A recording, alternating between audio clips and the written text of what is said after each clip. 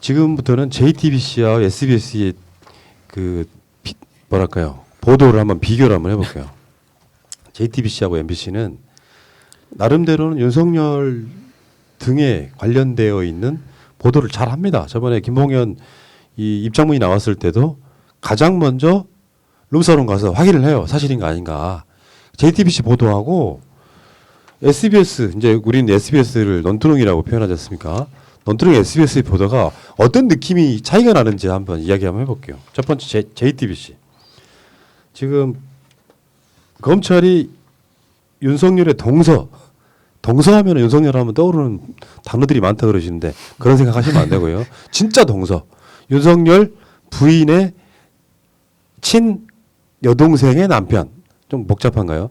동서를 소환을 해서 장모가 운영했던 요양병원의 의혹을 조사를 합니다.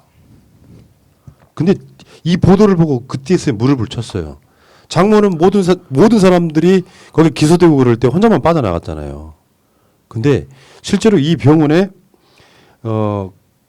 행정원장 대체적으로 일반 병원으로 보면 원무과장 정도 되지 않을까요? 돈 없나? 그게 윤석열의 동서가 그 행위를 했어요. 그러면 이게 장모하고 운영이 전혀 관계없다고 볼 수 있을까요? 그러니까 이게 지금 이렇게 개요를 보면 말씀하신 것처럼 장모는 이사장이고 여러 사람이랑 근데 사위는 행정원장이고 그런데 같은 이사장이었던 사람은 몇 명은 처벌을 받고 뭐 책임 면제각서를 써줬다는 이유로 장모는 책임이 면제되는데 그 써줬다는 사람은 그게 위조된 거라고 얘기하고 그런데 이렇게 상황이 되면 사실은 뭐 바지랑 비슷한 게 느낌이 딱 오잖아요. 이사장인데 사위는 행정원장이야. 그런데 다른 사람 진술에 의하면 뭐 명목상 운영자들도 최모 씨가 부르면 나가서 밤늦게라도 나가서 예의하고 돌아오고 그 다음에 보면은 뭐 최 여장 말대로 병원이 막 돌아가고 있어. 뭐 결국은 그런데 이제 그 혐의 없음 처분 받고 불기소된 그 사람만 불기소가 됐어. 이게 뭘 의미하는 걸까요? 이걸 이제 속된 말로 바지 사장. 네. 그다음에 우리 춘변에 관련돼서도 그 업계도 있잖아요. 사무장 변호사. 사무장 변호사도 있잖아요. 그러니까 사무장이 자격증이 없는 사람이 변호사를 고용해서 자기가 실질적으로 운영하는. 그다음에 사무장 세무사도 있습니다. 그러니까 사무장이 실제로 하고 세무사는 이름만 타이틀만 빌려. 아는 게 너무 많으셔. 이것만 준비해 온 거예요 오늘. 근데 병원도 마찬가지로 사무장 병원이 있습니다.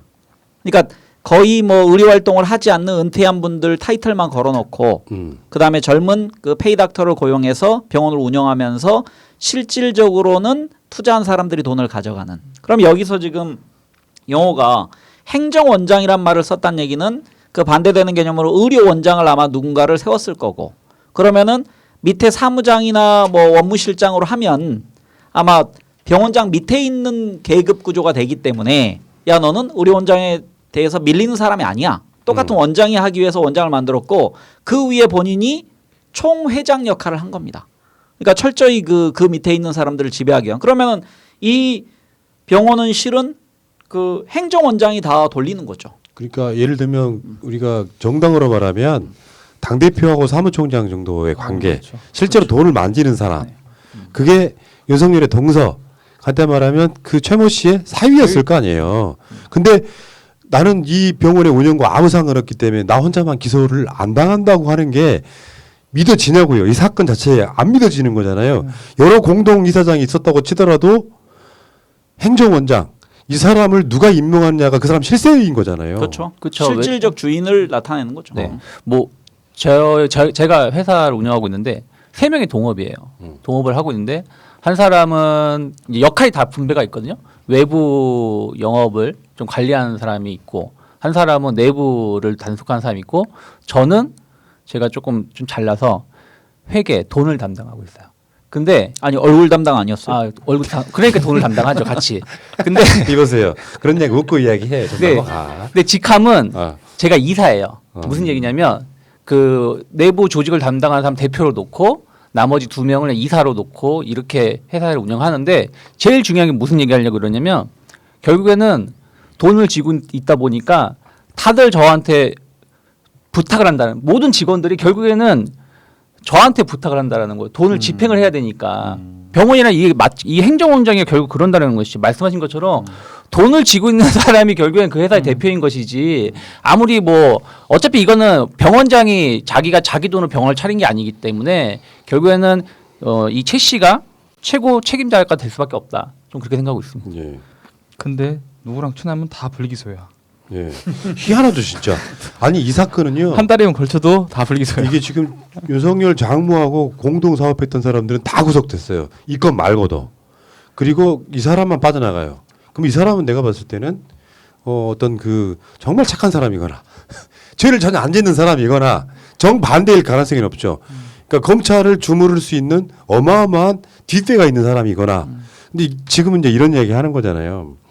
윤석열 장모가 뭐 그러고 있을 때 윤석열은 뭐 서울에도 근무 안 했다라든지 뭐 대구에 내려가 있었다라든지 이건 아무 의미가 없는 거예요.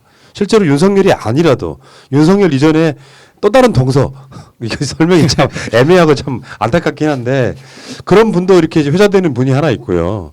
그러면서 윤석열로 이렇게 뭔가 장모 최 씨는 검찰 권력을 계속 쥐기 위해서 노력해왔던 부분이 분명히 있는데 희한하게도 이 사람은 네, 전혀 아니, 기소되지 않는다. 이 구조 내부에 뭐가 있냐면요. 그 전주에도 무슨 파 있잖아요. 전주 오비파 이런 거 있잖아요. 사거리 파 있죠. 뭐 있을 수 있겠죠. 거기 조폭애들 보면은 다 식구라고 그러거든요. 그러니까 가장 밑에 똘망이든 뭐 두목이든지 간에 우리 식구가 다쳤다. 그럼 난리 피우잖아요. 검사들이 그렇게 행동한다는 얘기입니다. 그러니까 저 말단의 신입 검사서부터 저 위에까지 우리는 하나다. 우리 식구들은 서로 보호한다. 즉 우리 식구에 관련돼서 어떤 일이 들어오면 전국의 어느 지검에 있든지 간에 다 연락 하나면 다 뒤를 봐주게 돼 있다를 대표적으로 보여주는 거죠. 그러니까 이때는 윤석열이 검찰총장이어서 봐준 게 아니고 검찰 내에 어떤 자리에 있든지 간에 전화 한 통하면 다 그냥 해결되는 그렇죠. 겁니다. 맞아요, 맞아요. 이게 검사 동일체의 가장 이게 폐단이죠.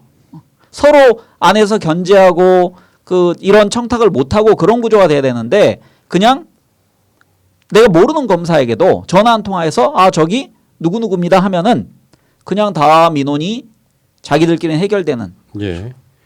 그게 이제 2013년 5월부터 2년간 국민건강보험공단으로부터 23억 원의 요양급여비를 부정수급했다 이런 거고. 근데 이 최모 씨가 이사장을 그만둔 후에도 수개월 동안 이 사위는 계속해서 행정원장으로 근무를 했단 말이에요. 그럼 뭐겠습니까? 거기서 이제 빠져나가는 지분 빼내가기 과정이 필요했을 것 같고 그리고 그 승은 의료재단이죠. 그 재단 자체가 이게 같이 이사장 했던 사람의 증언은 진짜 실세는 윤석열 장모 최모 씨였다 이렇게 이야기를 하고 있는데 도대체 어떤 백이 있어서 윤석열 장모는 건건마다 빠져나가는지 이게 이제 진상 규명해야 될 굉장히 중요한 것 중에 하나인데 이런 보도는 JTBC가 한다 이런 말이에요. 그런데 말이죠. SBS는 단독이 여러분들이 기억하시겠지만 시점마다 조국 장관 때도 마찬가지지만 말도 안 되는 단독들을 너무 많이 했던 어저께 보니까 따옴표예요. 누가 그랬다는 말도 없어. 그냥 따옴표. 김봉현, 기동민에게 수천만 원 건네는 거 봤다. 사람들이 그 따옴표를 의식하고 있는 사람이 얼마나 있겠습니까? 그러니까 김봉현이 기동민 의원한테 수천만 원 건네는 것은 봤다. 마치 확정된 사실인 것처럼 단독을 걸어요. 이 주장은 지금 이강세 전 광주 MBC 사장이 밝혔던 내용을 그대로 해서 김봉현이 기동민 의원한테 수천만 원 건넸다라고 기정사실화 시켜버리고 있잖아요. 내용을 들어가 보면 그거 봤다는 것을 봤다 정도거든요. 얼마나 악의적입니까 헤드라인 자체가. 그러니까 이 내용도 어떻게 검찰에서 이게 흘러나왔나요? 그러니까 아마 조서를 작성하는 과정에서 이런 진술이 나왔을 것 같은데 이 내용을 검찰이 만약에 흘리지 않으면 이거 뭐 SBS에서 이강세를 만나서 취재했다는 건가요 이게 직접적으로? 그러니까 제가 이 뉴스를 못 봤는데 직접 만약에 쿼트를 땄는지 아니면 검찰이 또 전화를 통해서 불러준 단독을 그냥 SBS가 가져다 쓴 건지. 그러니까 SBS 법조팀은 제가 보기에 분명히 아직도 커넥션이 살아 있습니다. 예. 검찰 그 기존 라인과. 그러니까 얘네들은 저번에 그 뭐 조국 장관 관련해 가지고 말도 안 되는 단독 엄청 내 가지고 우리가 굉장히 비판을 많이 했던 방송인데 아직도 정신을 못 차리고 있어. 이 사람들은 논두렁 시계라고 하는 역사적 그 말도 안 되는 그 보도에 대한 반성가 없다 보니까 계속 이런 방식으로 흘러가고 있는 것 같습니다. 저도 말씀하신 것처럼 이 기사를 바로 다이렉트로 봤거든요. 그래서 이게 무슨 말이지? 이게 지금 뭐 김봉 의원이 기동민 의원한테 돈을 건넸다는 것이 팩트인가 하고 깜짝 놀라서 그걸 봤었는데 그래서 기사를 꼼꼼히 봤거든요. 그런데 꼼꼼히 보다 보니까 뒷마무리 가가지고 장소나 시간도 정확히 특정이 안 됐고 그 조사 받았을 때 이렇게 얘기를 했다고 하더라 뭐 이 정도고 그 뒤에 또 다른 얘기가 좀 붙어 있어요. 그래서 결국은 눈 시뻘겋게 떠서 보지 않는 사람이면 그냥 넘기면 아 좋네. 받았구나. 네, 이렇게 하고 이렇게 보일 거 네, 아니에요. 그렇게 저조차도 그렇게 생각을 했으니까 그래서 그러면서 다시 또 봤죠. 이게 어디 보도지? 그랬더니 스브스 예, 시방세. 스스로 딱 그렇더라고요. 그래서 아, 참.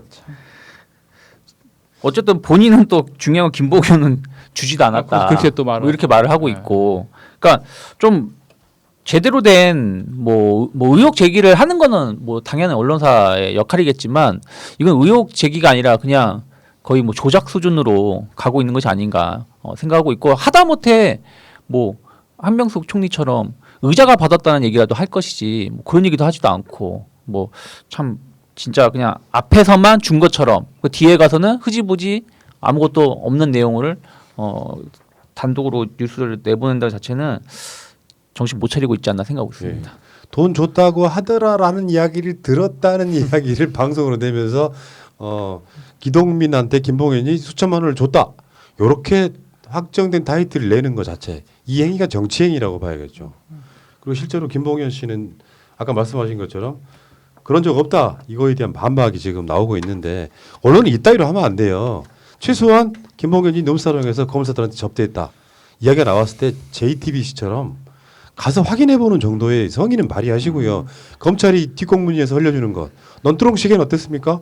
국정원과 검찰의 합작품으로 노무현 대통령 모욕 축에 동원됐던 바로 그 인간들이 지금도 버젓이 그 앵커가 TV조선에서 방송하고 있잖아요. 왜 SBS는 역사적 과오. 희한한 게 그나마 KBS나 MBC는 그 박근혜 국정농단이 일어났을 때 나름 반성이라도 좀 했거든요. SBS는 아직까지도 그런 게 없어요. 그런 보도를 했던 거에 대한 스스로 반성을 전혀 하지 않고 있습니다. 그리고 이제 짤막하게 하나 말씀을 드리면 박훈 변호사가 윤대진 친형 윤우진의 그 윤우진 전 세무서장의 도피를 도운 인물을 찾았다 뭐 이런 식의 SNS도 봤는데 박훈 변호사 하는 말은 저는 진리라고 믿는 사람이에요. 이분이 그냥 뻥칠 스타일이 아니라는 거지. 확실한 것만 정확하게 심지어는 그 나의엽 검사 같은 경우는 그냥 아예 이름을 찍어서 그냥 공개를 해버리지 않습니까?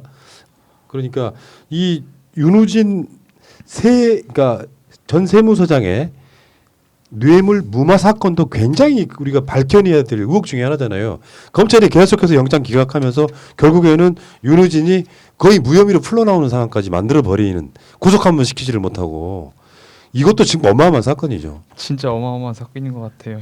세무서장이 해외로 도피했다가 외국에서 잡혀왔다가 경찰이 영장을 6번 치는데 검찰이 다 기각하고 결국 무혐의 처분 받았는데 참 이 무혐의 처분이라는 것이 모두 보면 지금 다 검찰 단계에서 다 정리가 되잖아요. 이게 어떻든 간에 법원으로 가서 무죄를 받았다면 뭐 그럴 수도 있겠다라는 생각이 드는데 이거 뭐 영화 같은 얘기인데 막 외국에서 도피하고 이 기소 편의주의의 대표적인 폐단 중에 하나죠. 그리고 그 박훈 변호사 얘기를 좀 하면요, 이분은 어찌 보면 돈키호테처럼 보이지만 그 노동 문제에 원래 헌신한, 그리고 이분은 별로 두려워하는 게 없는 그 한마디로 표현하면 열혈남아에 해당하는 분입니다. 그래서 이분이 좀 과격하다라는 평가를 받기도 합니다. 그러니까 노동자들에게 시위를 뒤에서 법률 조언을 하면서 경찰이 죽지 않을 정도까지는 패도된다. 뭐 이런 얘기를 한 분인데 어릴 때 그 이제 아버님이 광부셨대요. 그러니까 보령 그 탄광과 화순 탄광에서 일을 하면서 진폐증을 앓았는데 거기에 대한 보상을 전혀 받지 못해서 어릴 때부터 노동 그 문제에 대해서 관심을 가져서 나중에 이제 회사원 하다가 고대 법대를 나와서 회사원 하다가 나중에 고시 공부를 해서 그 사실 패스한 그런 분인데 아마 뉴스에 자주 등장할 것 같습니다. 좀 눈여겨 보시면 아마 이분이 얘기하는 건 거의 다 팩트를 얘기할 것이다라고 생각합니다. 예, 윤우진 세무서장이 2013년 육류 수입업자 등으로부터 골프 등의 뇌물을 받은 혐의로 수사를 받던 중 해외로 도피를 하는데 체포돼서 들어와요.